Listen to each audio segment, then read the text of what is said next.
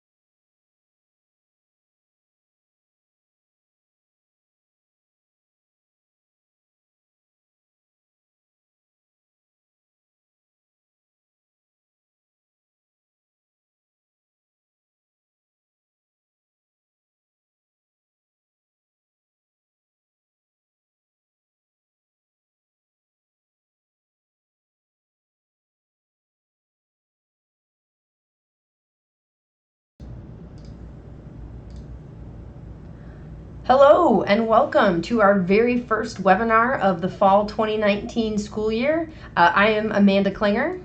And I'm Dr. Amy Klinger. Welcome. We are very glad that those of you who are able to join us live, and for those of you who are not joining us live, I realize in the age of Netflix and DVR, joining something live is not what it used to be. But this is our first webinar of the fall 2019-2020 school year, and we're going to talk a little bit about the research that we do and what we saw last year in regards to violent incidents and threats in schools. All right, so let's get started. I'm hoping my dogs don't bark, my phone doesn't ring, all of those things. So fingers crossed, everybody. So here we go. We want to kind of start out by introducing ourselves. We are the Educators School Safety Network.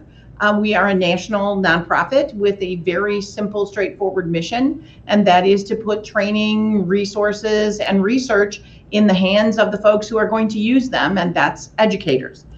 So we do a lot of direct training and a lot of work directly in the field with teachers, but we also have found that there isn't always good information about what's really happening in schools right now or in the very recent past, as opposed to, longitudinal studies from 10 years ago. So that's why we sort of got into some of the unfunded research that we do, and that's what we'd like to share with you today. Can you add, Amanda, do you want to add anything to that?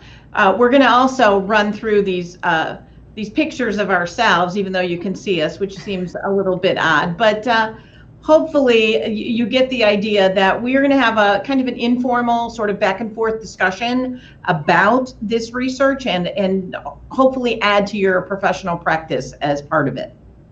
So we'll get started. Amanda, do you want to introduce yourself? You haven't had a chance to say much. Well, sure. I am Amanda Klinger. I'm an attorney by training. I do this work full time. I sort of got roped into this by Dr. Klinger, who is my mom. You probably have figured that out. But she has 28 years of experience in public education, and I think her expertise is really what makes our organization unique in that she is really able to hold people's feet to the fire because she has sat where you've sat as educators and understands how difficult that work is, even more so than I can possibly do. And so everything that we do is through that lens of an educational focus.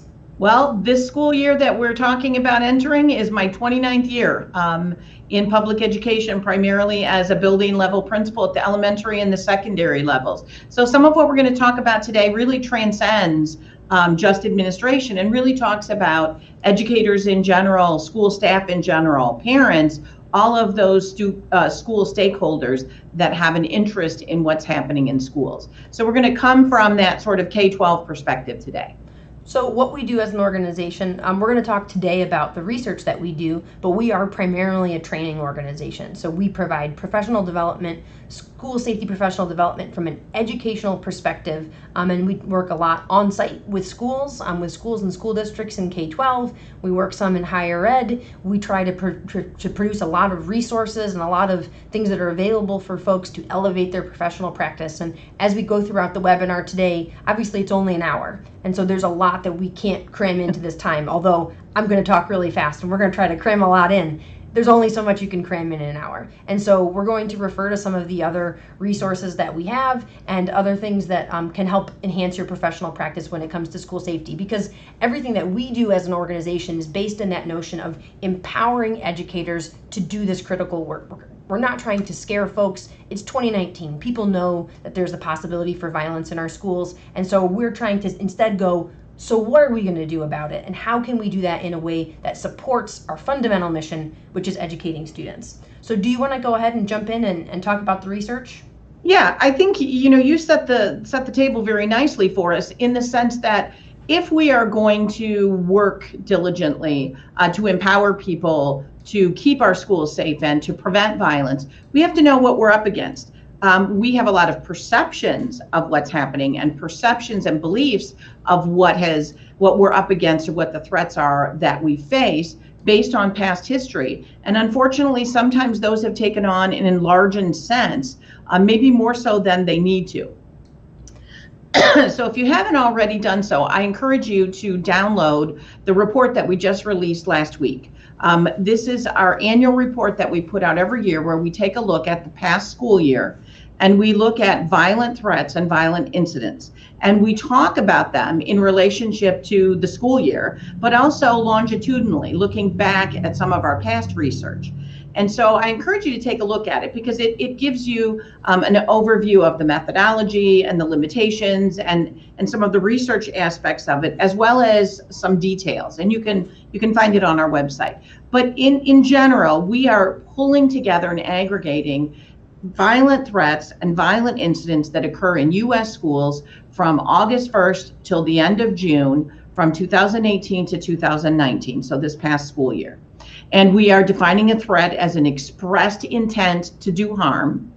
And we have a lot of data and conversations about what that looks like and all kinds of things that we may not be able to get into necessarily today, but there's a lot of aspects to threats. And then we also track violent incidents. And an incident is essentially defined as when something happens that moves beyond the resources of the school. So if you have two students shoving each other in the locker room, that's not recorded as a violent incident.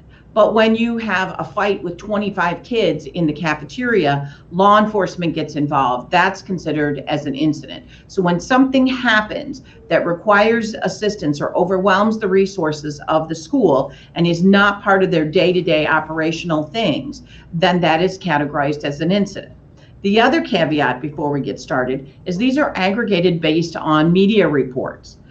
So if it doesn't make it into the media, we don't know about it. So this is we look at this nationally, but if you had a bomb threat, let's say, and no one ever reported it, it was just dealt with internally by the administration and no one knew about it, we don't know about it either, and it's not in this data. So it's really important to understand that we are showing you a slice of this, but we also know that these numbers are underreported. So the problem or the things that we want you to consider are at least this bad, if not more, because we know we don't have all of the incidents that actually occur. Amanda, do you want to add anything about the research methodology before we plunge right in? No, I think that's the most important thing, that, this research is completely unfunded.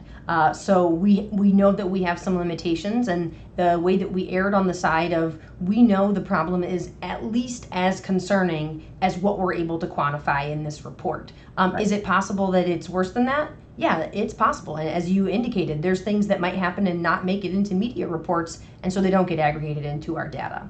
So let's go ahead and jump right in, and I want to talk about the first key finding. So the first thing that we found, which those of you who follow us on social media and work with us and have some of our other resources won't be surprised by this, active shooters were not the most common incident of the incidents that we tracked.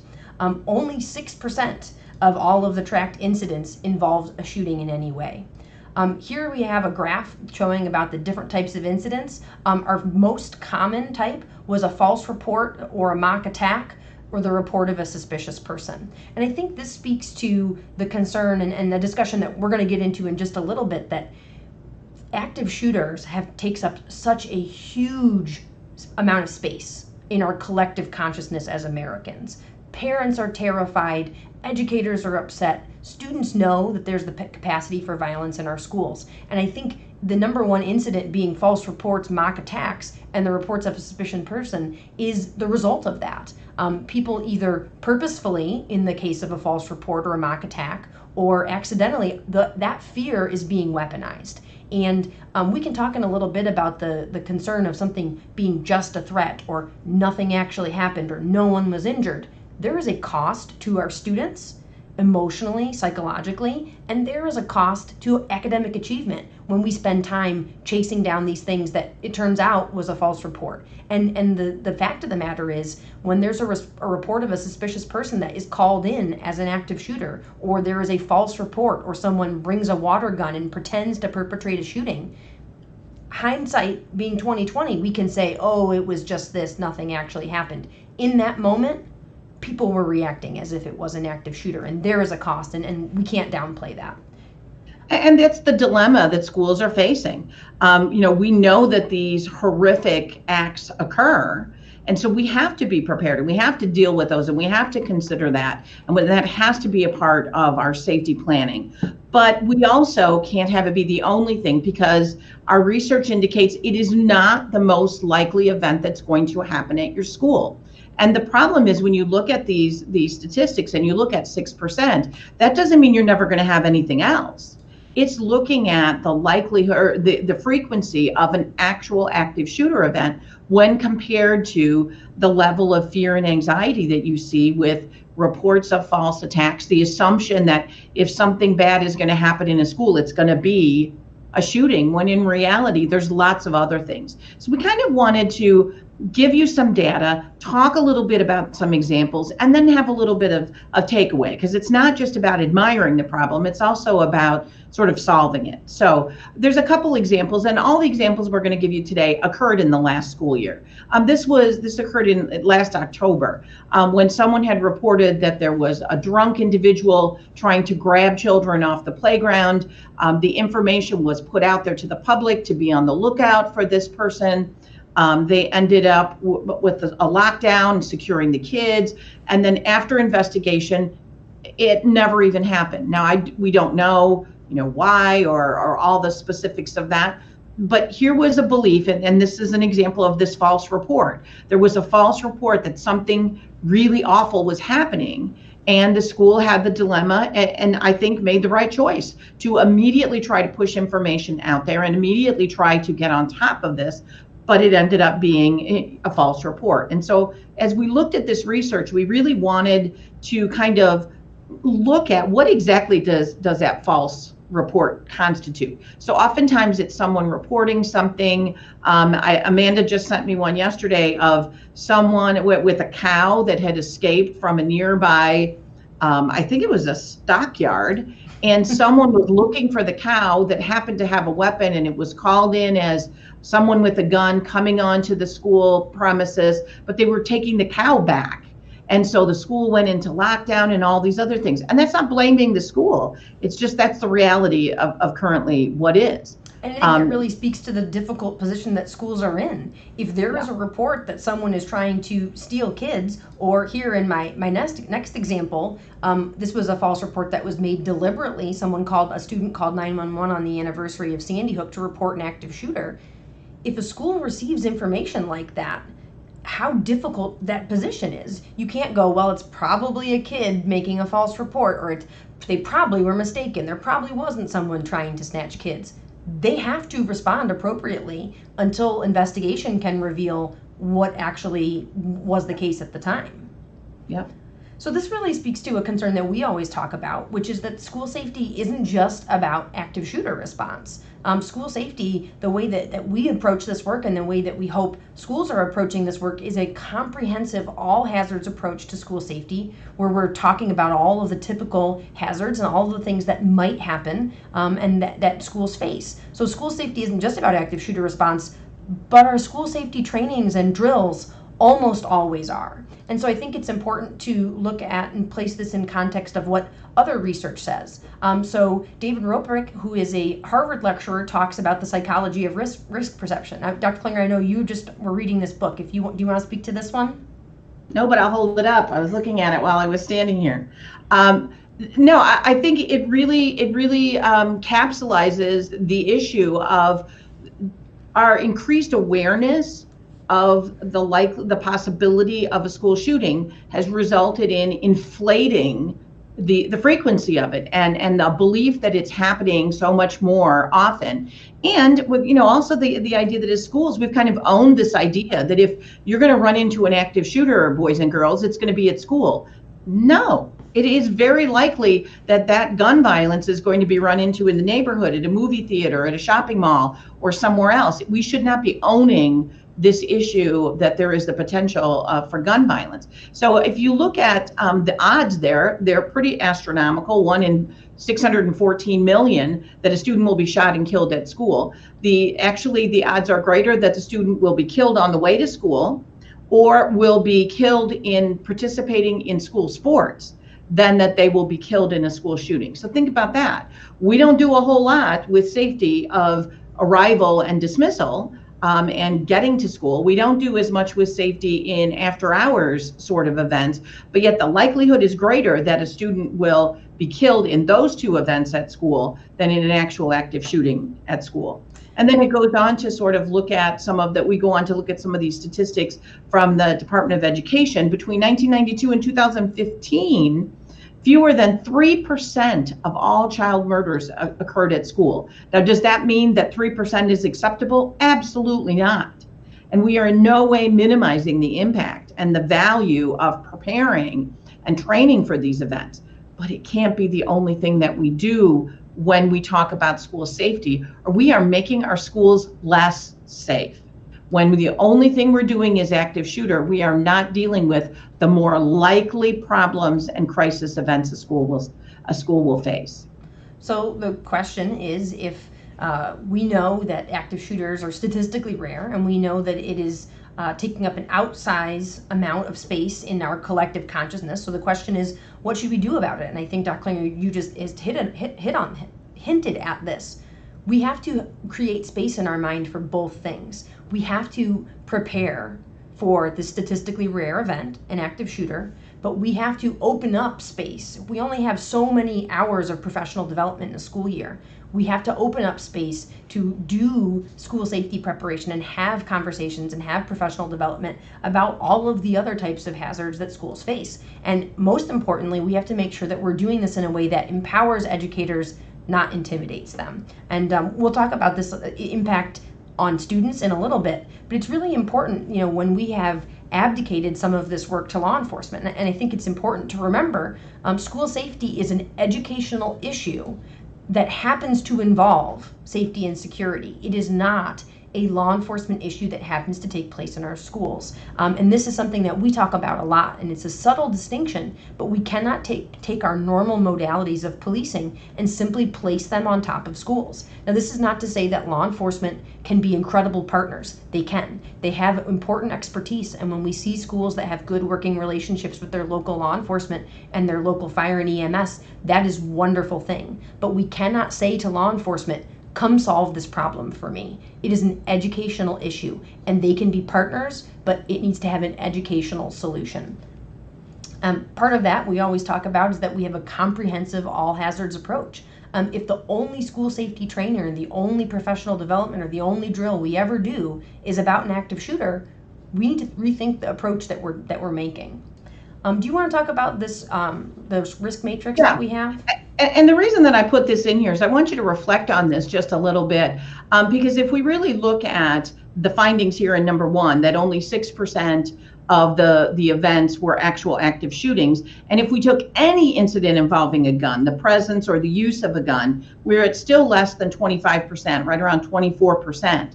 So if we had to plot this matrix of high frequency to low frequency and high consequence to low consequence, we would all start with an active shooter, right? And we would put school shooting in there as high consequence. But we would have to put it in as low frequency because it's less than 6% of the events that occurred last year. I don't know if you can see my cursor. So that means it goes here in this high consequence, low frequency sector. Right. And so I would ask you to think about the other things that maybe your school has not adequately prepared for. Severe weather events, a non-custodial parent coming in to take a kid, someone coming in and stealing iPhones, a fight, a medical emergency, someone goes into anaphylactic shock, a student falls down a flight of stairs, there is a massive fight at the football game, there is a car accident at dismissal. And put all those things on that matrix and really start to look at. So we would assume that we want to keep our training we want our training to focus on high frequency events and high consequence events. And if we look at this matrix for many, many schools, the only thing that they can fill in on the matrix that they've actually trained for is that active shooter event, which is typically low frequency, high consequence.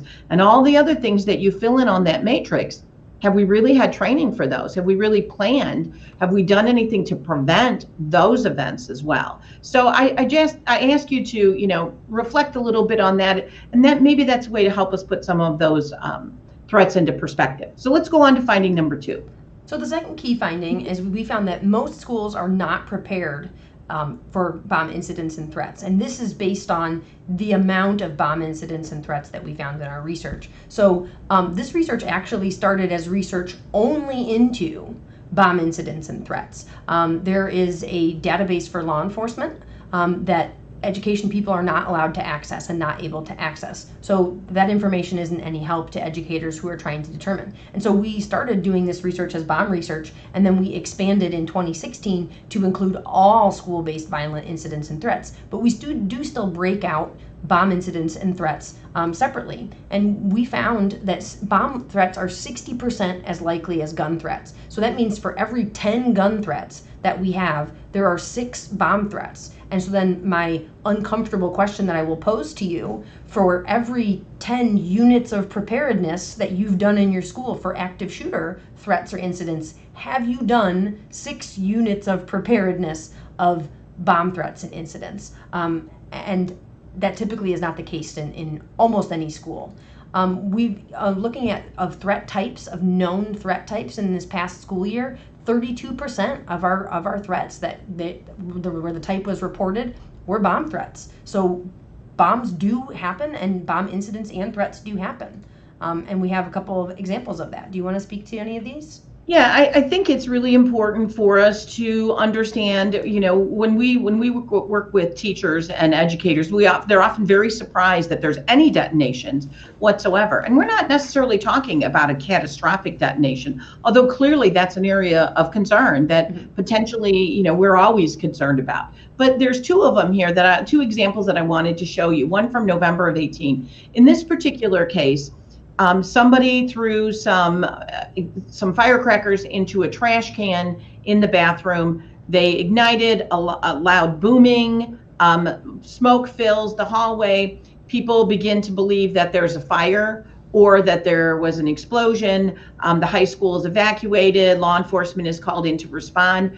And again, that is a simulated sort of detonation kind of incident. I want to interrupt you for just 1 second. You Sure. said firecrackers were thrown into a trash can. When smoke was billowing out into the hallway and there was this loud explosion that people heard, they did not know that it was just firecrackers. Right. After Right. investigation, they determined that's all it was. I think that that's really important in all of these incidents, that yes, hours and hours and hours later, we determined the threat wasn't really that high. And that's a great point. They found out the next day that there was no intoxicated man trying to steal kids off the playground. But in the heat of the moment, you have to respond. In the heat of the moment, we have a loud noise. We have a lot of smoke filling the hallways. Mm-hmm. And so we have to respond. And in many cases, we're not prepared to respond to a detonation or to that sort of a thing. Then we have sort of the inverse to that, where we have an actual detonation with an actual explosive device with more than an intent to just disrupt things and see if we can get out of class. In this particular one, a construction worker sets off an explosion on the football field where they are building, and school is in session at the adjacent school. So we have these detonations that occur anywhere from 4 to 6 per year that occur, and we're not necessarily, in many cases, equipped to deal with them, both in the threat aspect, but also in the actual identification of suspicious packages,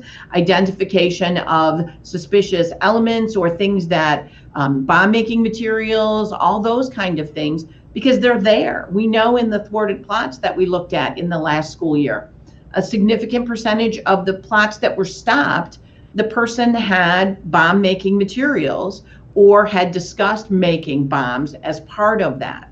So to just think about an active shooter threat and not consider the threat of bombs and bomb incidents is really a problem.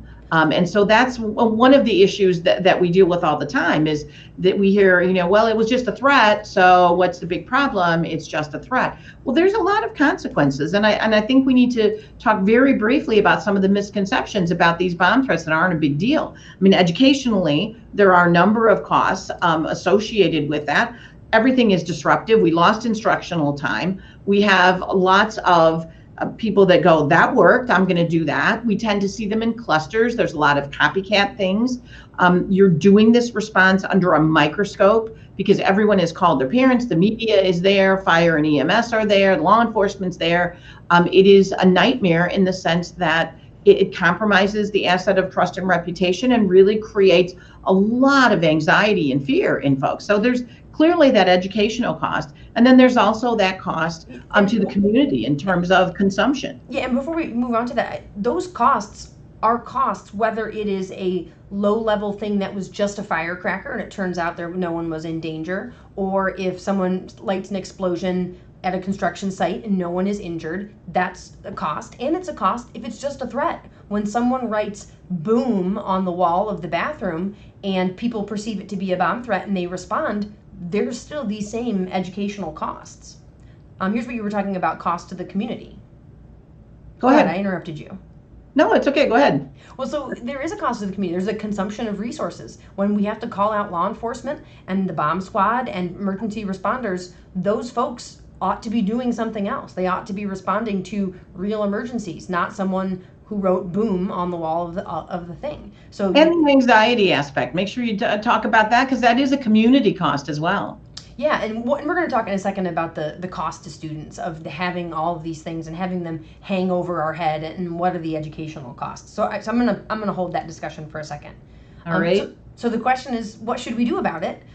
We need to have training for school people in bomb threat and bomb incident management. Unfortunately, this type of a training does not typically exist. It does not typically occur. It is not typically mandated by a state. And schools are struggling to keep up with the requirements that are placed on them at a state level, and there simply is not enough hours in the day or money in the budget to be able to do this. And then also, as far as bomb training that is for educators from an educational perspective, there's not much. I can tell you there's one. If you head to our website, we do training in this from an educational perspective, and what makes that different is we're sort of the opinion that it's not a good use of your time as educators to do an 8-hour training where 7 hours of it is us talking about energetic materials and partial detonations and the science of bombs. Shielding distance and yeah. I mean, it's interesting, but that's not really a good use of your time as educators. So our bomb training is about policies and procedures. It's a little bit about bomb science so that we're aware of what we're up against and what is the scope and the magnitude of the problem, and so that educators can get a little bit better at picking out suspicious devices. But what we really focus on is policies and procedures, and how can we prevent bomb incidents, how can we prevent bomb threats, and what does that look like? And I think that's really critical, because a lot of the policies and procedures that we have in place, how we respond to bomb threats, can be very dangerous. When we take the kids out of the relative safety of the building and stand them around out in the parking lot, that is much more of a threat than in the secure environment of the building. So some of the things that we do sort of automatically, because we haven't really been trained and thought those through, can oftentimes be more dangerous than the actual threat itself.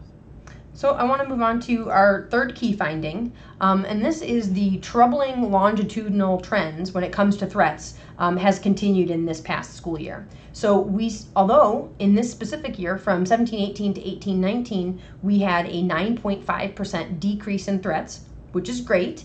If you look at longitudinally of the 3 years that we have our identical data set, from 16-17 to this past school year, overall we're looking at a 62% increase. So that trend line is going up, even though we had a slight decrease from last year. And I want to say a couple quick things about that for your consideration. I want you to think, reflect on this a little bit. A couple of things. Number one, it's not necessarily always a bad thing that the number of threats have gone up. In some ways, I think we have moved people to a sort of see something, say something philosophy. And in some cases, I think that has been beneficial, that people are reporting things that they would have ignored several years ago. So I do think there's that. But when we talked earlier about this high rate of false reports, I think we also have to keep an eye on and start thinking about, as more and more kids are prosecuted for false threats and disciplined, or there is a consequence for making a threat, saying I'm going to shoot up the school or whatever it might be, I think we may be seeing people transitioning into, well, I'm just going to say, I'm going to call 911 and say there's a shooter, or there's a student that was shot in the bathroom. I'm going to get the same effect of chaos and disruption and all the things that I wanted out of the threat, but I personally will not be supposedly on the hook, or can't be arrested for making that threat. Which, like, spoiler alert, that's not how that works. I'm sorry? And spoiler alert, that's not how that works. Unfortunately, but I think in some of our, less fully formed adolescent brains, that might be the rationale behind it. So I do think we have to think of threats in their totality, but we also have to think about, what does that mean? When we continue to have this increase, Are we responding effectively? I mean, maybe what we need to be rethinking a little bit about the way that we respond, the way that we're treating these events. Nothing infuriates me more than to see a joke or a hoax reported in the media. When I say I'm going to blow up this school, that is not a joke or a hoax. So I think we need to have some serious discussions about the frequency of threats, about what we're doing and the way that we can effectively minimize those, because we know that there is a cost to that. So let's take a little bit deeper dive into what we see when we see threats. So we do have different types of threats. We've categorized the threats, and you can see here longitudinal data, and you can maybe see my cursor a little bit. The blue is unspecified threats, and this means that either it was not reported in the media as a specific type of threat, or that the school chose not to disclose the type of threat that it was. We have or the person making the threat did not specifically say. Yes, and the green here is gun-specific threats, and the gray is bomb threats under longitudinal. And you'll see what I think is most interesting in this is this spike here of unspecified threats, that we're seeing a lot more threats where it's just, I'm threatening harm against this place, and my methodology is not really important. Do you want to comment on that? No, I think that's really, I respect the fact that maybe we don't need to report all the specifics of the threats. Yeah. But we also have to understand that sometimes the threat is a generalized intent to do harm. Sometimes it incorporates both guns and bombs. There's lots of references to Columbine still, the 20th anniversary of Columbine this past school year. And so I think that the type of threat is significant, but the larger concern is how it's delivered, who's delivering it, and what's the impact on kids. So let's look at that next. So you can see here 3 different years of our data of the threats involving social media, and you can see that it's decreasing really slightly and staying about the same. And I think it's really important to talk about that the impact of threats that involve social media can be really different from the impact of me just, saying in school, saying a threat or saying something, as opposed to putting stuff on social media. And the consequences really are much more far-reaching. And if I post on Snapchat that I'm coming to school and I'm going to blow up the school, that reaches a much larger audience. And when we talk about this impact of chaos and fear and anxiety and disruption, there's much more impact when I make a threat like that on social media. Some of the threats that we've tracked on social media, especially in the wake of Parkland, were shared over 120,000 times, which is very different than the 20 kids in a classroom that may have heard me make some sort of a verbal threat. Yeah. But I think it is important, the fact that we've got a significant percentage of them from social media, but that's not the only place. If we're going to have a threat and it comes in the school, it is a written threat found in the school, is a significant percent, more than half the time, in the restroom. We have lots of verbal threats too. So we can't just say, well, that's social media, so we better just monitor social media and then we'll never have any more threats. People are delivering threats through a lot of means, according to our research. And frankly, I'm typically surprised that this number is so low. Yeah, me too. I would, if I had to guess, if I didn't know this information and I had to guess, I would say that social media was involved like 75 or 80% of the time. So just surveilling social media has a lot of other problems, which we've discussed at length other places. But it's not going to catch most of your threats because they're really only involving social media 38% of the time, which I think is kind of low.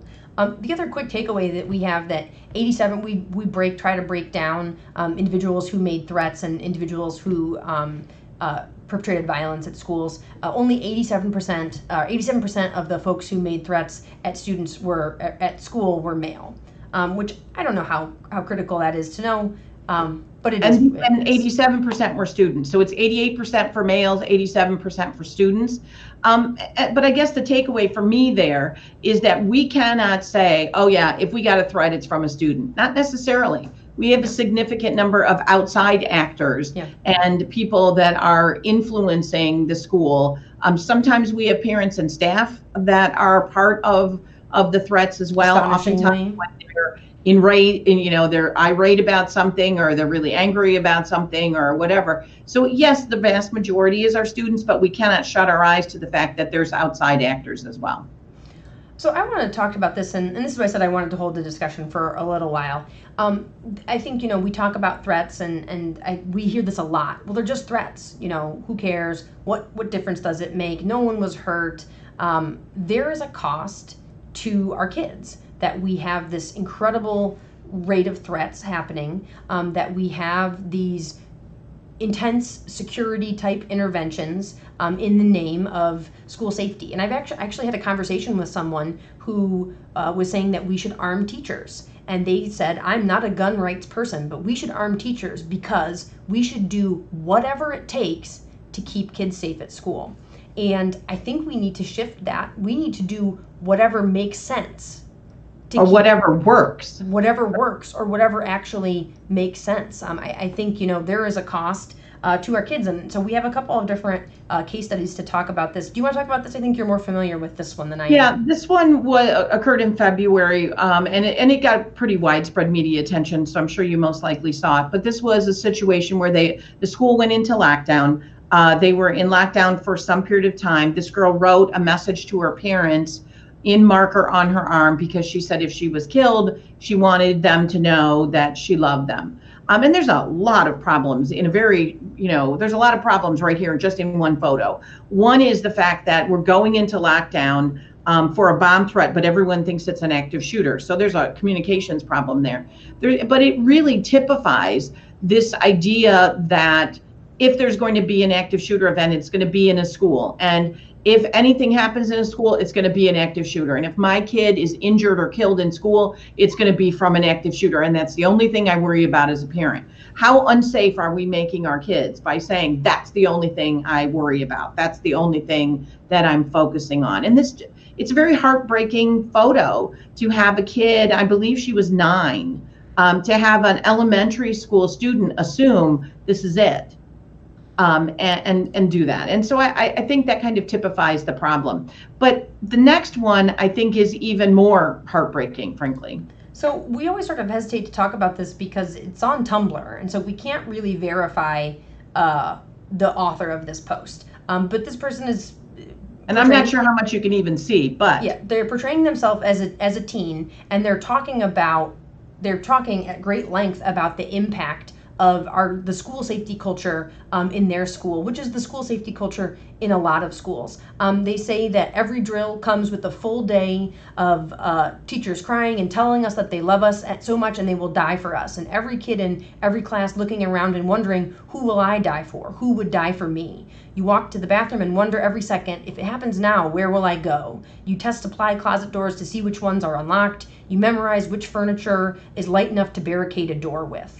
And they go on and on of all of the concerns and sort of this cost, which in this post is weighing really, really heavy on this kid, someone who's purporting to be a kid. As I say, at the age of 12, I was told I needed to know who I would die for and that it was okay if it was nobody, and that was my decision to make. School shootings control us more than adults and non-Americans could possibly imagine, and nobody moves to change unless we're actively screaming. Like, have you considered we're too scared to ask for anything to be changed?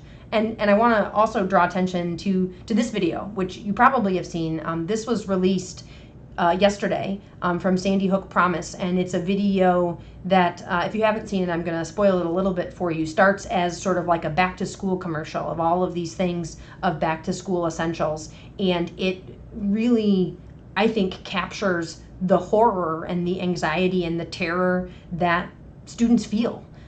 There is a cost when we have taught kids how to stop the bleed and how to fight a gunman, and that you see pictures all the time of kids who are pretending to be injured victims for a drill for law enforcement and paramedics. And there is a cost to our kids, and I said in an interview I did yesterday, my prediction is that in 10 or 15 years, when we are able to adequately study this, what we're going to find is that there was absolutely a mental health impact on students of having this be our school safety culture, and an academic achievement impact on students, that we allowed to do anything necessary, that was deemed necessary, bulletproof backpacks, ultra realistic drills, security interventions that turn our schools into prisons. I want you to go back to that Tumblr post for a second, because I think we need to give it a little bit of context here. If that school where this student attended, if that school had a comprehensive all hazards approach where we did active shooter training, and then we did training on how to call 911, and we did training on how to dismiss in a safe fashion and cross the parking lot into the bus lanes. And we did training on tornado safety or drills, and how to evacuate for a fire drill or fire alarm, or how we would evacuate off-site for a gas leak and walk in a formal line to our off-site evacuation. Or how you're supposed to writing all of those things. Or how you're supposed to tell your teacher if you are concerned about your friend who you don't think is going to perpetrate a school shooting, but just they have become withdrawn over the summer, and you think maybe they are struggling with their weight or body image or anything.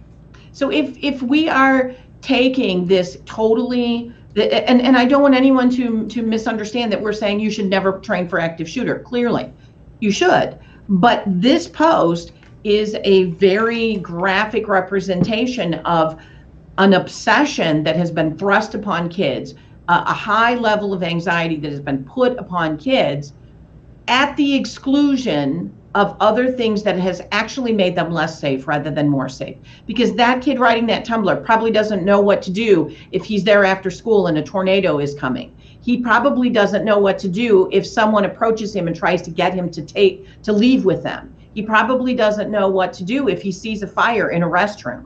Because we haven't done those things, we have forced him into this particular perspective of risk and safety. And so I think that's a really important thing that we need to reflect on. So let's take a quick look at some of the research, not just our opinions, but some of the research in terms of how kids feel about safety in school. Yeah, and part of this is about violence prevention. The things that we were talking about, the girl writing on her arm, the Tumblr post, the Sandy Hook video, that is because we have, largely speaking, failed to talk about violence prevention. Those things are a result of our focus being entirely on active shooter response, not about violence prevention. And some of the concern is the way that we go about violence prevention.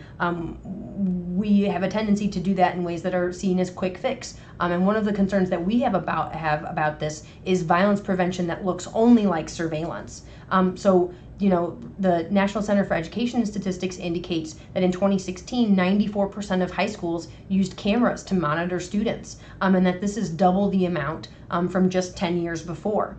And there's a cost to our students when we are surveilling them and when there is the perception that we are surveilling as opposed to working on climate and culture and building relationships with students. So in a 2017 study, students report lower perceptions of safety when there were more cameras inside the school. They report that lots of cameras inside make them feel as if they were viewed as potential perpetrators who needed surveillance. And so the question is, so what should we do about it? How can we work to prevent violence in schools in a way that pushes against this feeling that students already have about anxiety about violence and doesn't turn our schools into prisons and make students feel like they're inmates being surveilled? Part of that is to shift our orientation to prevention, that it's not just response. And one really key takeaway that we always talk about in every training that we do is increasing student disclosures. Do you want to speak to this? Yeah, and I think, clearly we don't have a lot of time to talk about it, but I'd like to ask you to reflect a little bit on if you had a child right now in your school that knew something that you should know, how would they be able to disclose? And yeah, okay, we have a tip line or we have a suggestion box or whatever, but we know that most disclosures come from a relationship-based culture where there is an established relationship and where kids feel that they can confide, similar to the example that Amanda, that you gave earlier of, my friend Nicole is really withdrawn. I don't know why, but I'm concerned. Those sort of disclosures. And we ask schools to really look critically at some of the obstacles that to disclosure that exist in their school. Oftentimes, there's obstacles to disclosure that people aren't accessible, teachers aren't available, or when they are available, they're on their phone. Someone has their face in a screen.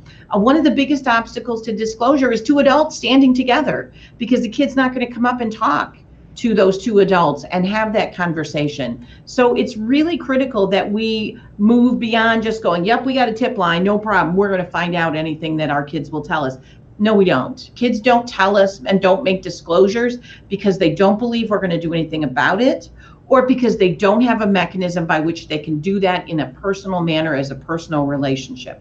So it's really critical that we take a look at what can we do to get kids to tell us what we know, what they know, because we know that there's a significantly high rate of all of these instances, suicide, other violence, risk-taking behaviors, all these different things people know, but they're not disclosing. And so I think that's a really critical violence prevention activity that we just haven't done enough. Now, I know you have a lot more to say about violence prevention. It's something that we do a whole half-day training on for folks. But I think unless you have anything else super critical, I'm going to move on to our last finding quick. Is that okay? Yes. Okay. Yep. So our fourth finding, we found that the number of violent incidents in schools keeps rapidly increasing. So from the 18-19 school year versus the 17-18, the prior school year, we had a 34% increase. And if you look longitudinally, from 16-17 to 17-18, we had a huge 113% increase, and then this gradual 34% increase from the previous year to the last year. So that is a trend that continues to be disturbing. We talked earlier about the incidents, that the incidents are not just active shooters. In fact, only 6% of the incidents that we track were shootings, right here in the middle of this table. So we are seeing a lot more incidents involving false reports. We talked about that, weapons being found. Do you want to speak about thwarted plots? I know that's an incident type that we haven't really talked about yet, and I think that's an important one to mention. Yeah, that's one, and I think that's the increase in those. Actually, it's down from the year before, but in many cases, that's a function of people actually disclosing things and reporting threats. But thwarted plots are when law enforcement gets involved because there has been a determination that someone had a plan to do something. Typically, there's weapons found, there's lists, there's plans, those sort of things, and that's what the thwarted plot is. But I think the big takeaway through this whole section in this finding is that the variety of potentially violent incidents that schools face is incredibly diverse. And I have case studies for you. I'm sorry? So I have case studies for you. So you can go ahead and talk about these quickly. Let's take a look at some of them. And we'll just kind of go quickly through these. So first you have violence that wasn't a shooting in March, where we had to have the sheriff come with pepper balls to disperse a fight with 50 students. Now, we're not going to go into the specifics of whether that's appropriate or not, because none of us were there. But we have 23 students treated for exposure to it. Earlier in the day, there was a false report of a shooting that required a response. And then it was the second campus-wide fight that week. Do you think there is a problem with safety? Yes. Do you think that learning is disrupted? Yes. Was it a shooting? Nope. But it was a violent incident that required a response that they were not necessarily equipped to make, because they hadn't perhaps had training in that area. If we go on to outside actors, a drug dealer threatens to kill the kids of someone that hadn't paid him. The school goes into lockdown. The school's trying to identify who is there. Is there someone coming into the school? Again, not a shooting, but certainly a scary, traumatic incident. You want to do these other ones, or you don't want me to? Sure, you're going fast. You're doing great. Okay. 17-year-old girl arrested for attempted murder, tries to run over her boyfriend in the parking lot. She did run him over. I think she didn't kill him, but she did run him over. Ran him over. Yes, she actually drove over him. Clearly, now we've got, and when you're thinking of this list I was showing you a minute ago, all these lists of violent incidents that were man-made, all these things that we're talking about now, this one, the next one where you have a social media threat and it ends up with a fight on the bus and somebody comes in and pepper sprays everyone. Those are man-made events. We're not even talking about accidents, medical emergencies, severe weather events, all of these other things that also require training and a response from schools. And then the last one is kind of, I think, not necessarily a violent event, but it really typifies where schools are. This was in October, where two students dressed as the Columbine shooters for Halloween. I was horrified and dismayed yesterday to see the release of the sweatshirts that are school shooting sweatshirts with bullet holes in them that say Columbine. And have a difficult time articulating my disgust at that. But we as educators have to deal with that. What do we do when someone comes to school dressed this way? What do we do when someone is coming to school wearing that sweatshirt? So that has the potential to be a safety concern, to be a disruption, to be a threat, to make people feel anxious. So we have all of these things happening that are not necessarily just purely an event where someone walks in with a weapon, but they're still requiring a significant response on the part of the school. And we're just not getting enough training in what to do about it and how to deal with those. So if we know that there's lots of different types of incidents that schools are dealing with, the question then is, so what do we do about it? The first big thing is to move away from this checklist mentality. And I realize how difficult it is for schools when we feel like we have this checklist of active shooter drills and trainings that we must do. And so we need to be able to move past that of, okay, well, I did what was required of me, so I can pat myself on the back and we can forget about school safety until next fall when I do what's required of me then. And the way to change that mentality is to make school safety part of our daily operating procedures. One way of doing that is we talk about schools that have leveled lockdown. So we can have different types of responses. So when we have 50 students who are fighting each other and law enforcement comes, we don't have to do a level 3 lockdown as if it's an active shooter. We can go into a level 2 lockdown because we want to keep the kids contained, but we can also communicate clearly it's not an active shooter, it's not a life or death situation. We talk about violence prevention. One of those is engaging with visitors. How can we do a better job of knowing and understanding who is on our school campuses? And we talk about the impact that can have of being able to do it. And I don't have a slide for it, unfortunately, but I think a really important part of incorporating this into our daily operating procedures is our communication procedures. And really framing this work as school safety skills. I need teachers and to a certain extent students to have school safety skills. Now we might use them because it's football practice and a tornado's bearing down. I need the school safety skill of reverse evacuation and what's our communication plan. I might need that school safety skill because someone is threatening to come on campus and kill the children of the people who owe him money. Whatever the case may be, I'm still applying those school safety skills. And I think that's a really important way to frame this work, to really be all hazards and comprehensive. But also, that's not scary. Having a skill of how to communicate or how to reverse evacuate or whatever the case may be, having those skills is not scary. And I think, we teach really little students how to stop, drop, and roll. The thought of burning to death is really scary, but the skill of stop, drop, and roll is not that scary. So I think that's an important way to do it. Do you have anything else you want to add to this, or do you want me to kind of wrap it up here? Well, I think it's really important, when we go out and do vulnerability assessments in schools, we see the same things over and over and over that are generalized problems that compromise the safety of a school. One of them is a lack of visitor engagement. We don't have a second line of defense. We just have this buzzer system, and you push the buzzer and I push the buzzer and you walk in. So a lack of visitor engagement, a lack of supervision.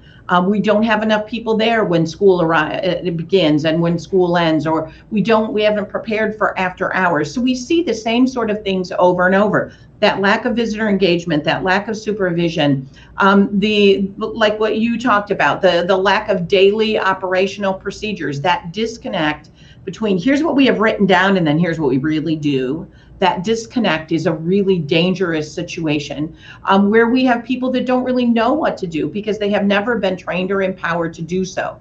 So we have this really highly centralized idea that the only person that knows what to do in this crisis event that's not an active shooter, but in this crisis event is the principal, and no one else knows what to do, and everyone's standing around waiting for instructions instead of responding to this medical emergency or this parent that's kicking down the classroom door or this fight that's happening in the cafeteria.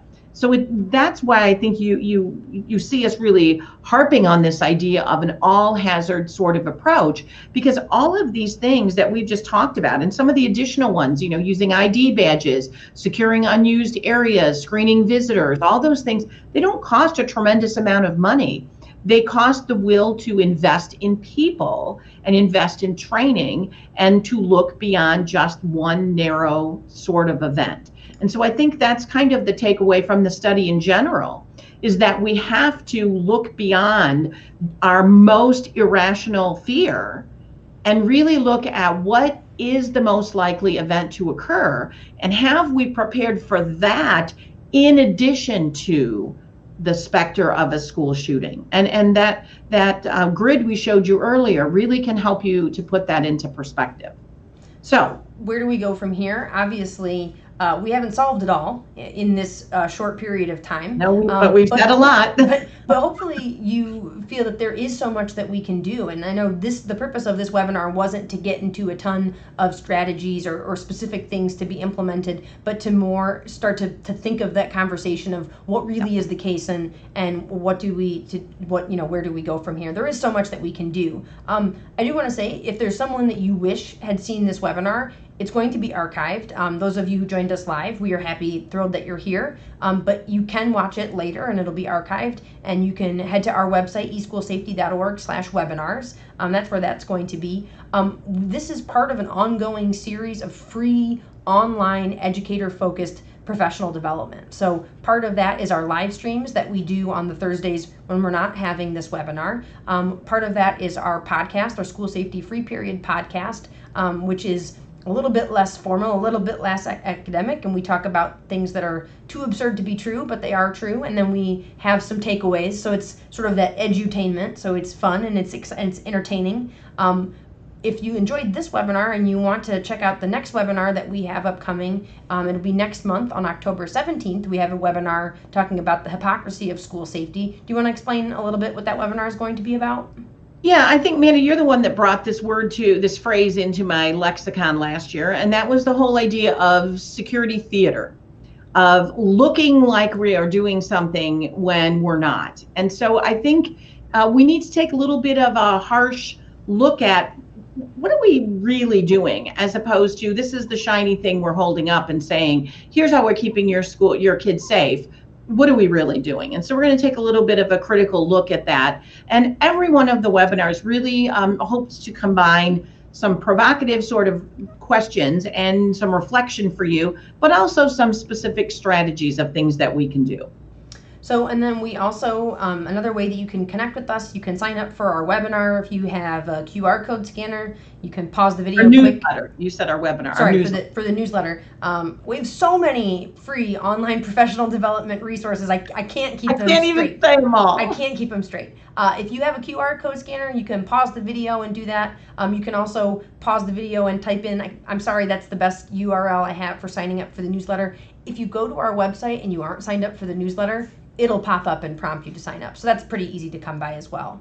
And I realize it's 2019 and newsletters aren't necessarily the most exciting thing ever, but it's really difficult to stay on top of all of the developments in school safety, climate and culture, violence prevention. So we like to do that and aggregate that for you and put that in your mailbox, your inbox, not mailbox.